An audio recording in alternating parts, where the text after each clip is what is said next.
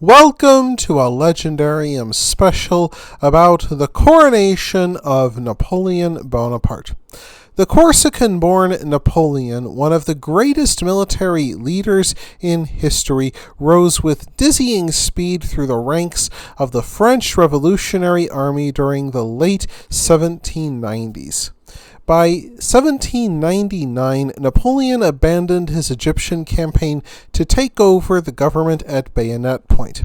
After declaring himself first consul in February 1800, he reorganized the army, defeated Austria, and passed a set of laws called the Napoleonic Code.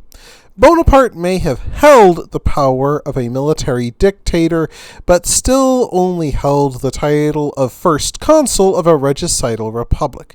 To secure power in France and to be treated as an equal by the monarchs of Europe, he had to create a monarchy and dynasty of his own. A chance arose in February 1804 when the police uncovered a conspiracy against Napoleon's life. The Cadoudal conspiracy, named after its leader Georges Cadoudal, wished to murder or kidnap Bonaparte and restore the old monarchy. After crushing the plot, Napoleon told the public that he protected the liberties they won in the revolution, and if he died, there would be nothing to protect the monarchy from returning. To stop that, Napoleon insisted that he had no choice but to create a new dynasty. How selfless of him! In late March 1804, the State Council met to discuss the best title for Napoleon. They ruled out the title of king to avoid the appearance of restoring the monarchy. Councillors also dismissed his present title of consul or prince as too modest. In the end, the council judged emperor to be the only title worthy of Napoleon and France. On May 18, 1804, the Senate, little more than a rubber stamp for the State Council, gave the imperial title to Napoleon, now Emperor Napoleon I. Only 11 years after the trial and execution of King Louis XVI, France had once more become a monarchy. The regime, in keeping with revolutionary thought, held a plebiscite to confirm the change. The public voted in favor by an unbelievable 99.93%, and there is little doubt that the regime doctored the plebiscite. However, anyone who might have objected remained silent since most of them had died. Any who still lived would be won over with titles and honors. At least 14 men became marshals of the empire, and others received grand titles to keep them quiet and loyal. Though Ludwig von Beethoven, an admirer of Napoleon until then, became so outraged by Bonaparte's coronation that he tore apart a dedication that he wrote to Napoleon on one of his famous symphonies. On June 12, 1804, the State Council, now rebranded the Imperial Council, gathered to plan the coronation. They rejected the old coronation site of Rheims to avoid the appearance of restoring the hated monarchy. While the council considered Aix-la-Chapelle the site of Charlemagne's coronation, they finally chose Notre-Dame Cathedral. The big day would be December 2nd, 1804. To symbolize the new empire, the council chose a Roman-style imperial eagle. For his personal emblem, Napoleon chose the bee, linked with the first Merovingian king Childeric I, revered as the founder of France. Since Napoleon had yet to have children, he made his older brother Joseph his heir, and his younger brother Louis second in line. To prepare the cathedral, the Imperial Council turned to the architects Percier and Fontaine, who installed a papal throne to the left of the altar.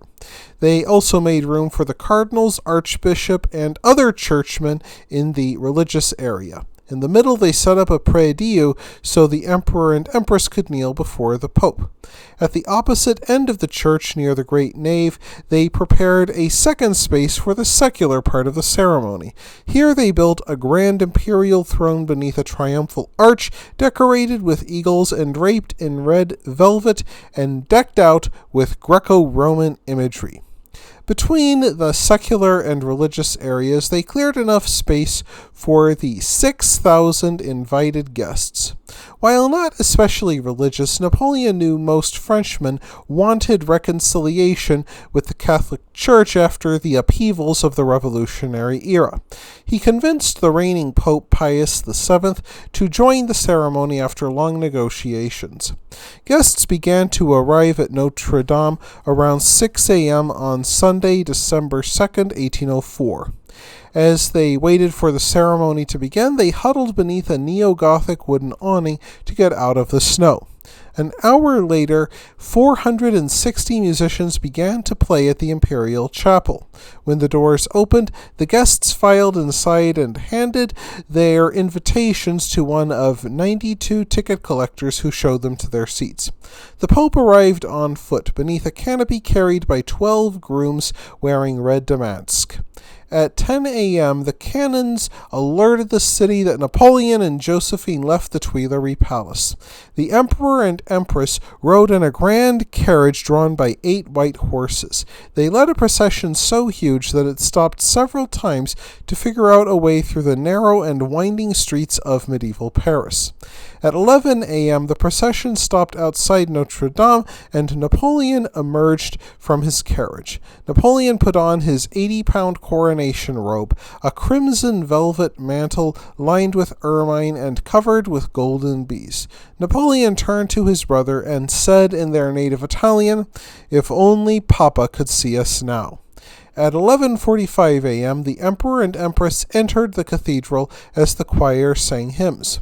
During the long ceremony, several people saw Napoleon suppress yawns, for he really wanted to be at work, not at the ceremony, even though he craved the imperial title. Finally, Napoleon's crown came out, made to resemble the crown of Charlemagne. Napoleon placed it on his own head, a moment he rehearsed and with the Pope's approval.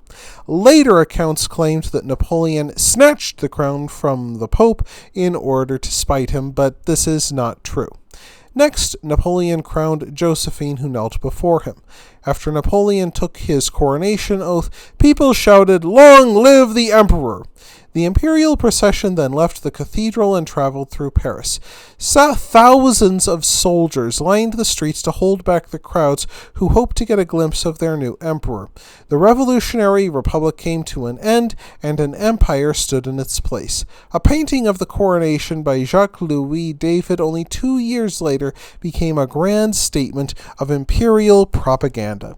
That wraps things up for this episode of The Legendarium. I hope you enjoyed it. If you did, press like. If you want to see more,